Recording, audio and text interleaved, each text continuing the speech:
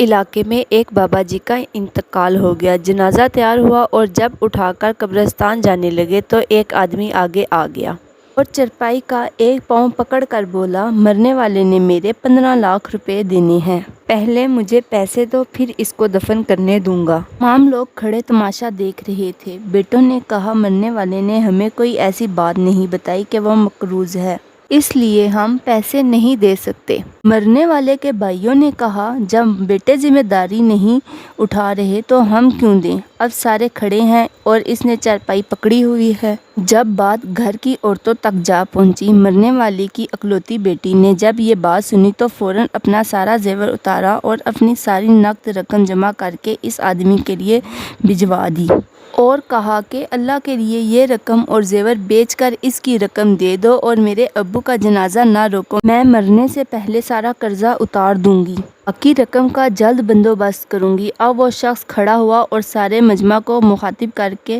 بولا، اصل بات یہ ہے، میں نے مرنے والے سے 15 لاکھ لینے نہیں بلکہ اس کے 15 لاکھ دینے ہیں اور اس کے کسی وارث کو میں جانتا نہ تھا، تو میں نے یہ کھیل کھیلا۔ اب مجھے پتہ چل چکا ہے کہ اس کی وارث ایک بیٹی ہے اور اس کا کوئی بیٹا اور کوئی بھائی نہیں۔ بھائی اسے منہ اٹھا کر دیکھ رہے تھے اور بیٹے بھی۔ محترم دوستو، جن کی بیٹیاں ہیں بہت خوش نصیب ہیں، لہٰذا بیٹی کی پیدائش ہونے پر خوش ہونا چاہیے۔ بیٹیوں کی شریعت میں بہت فضیلت بیان کی گئی ہے۔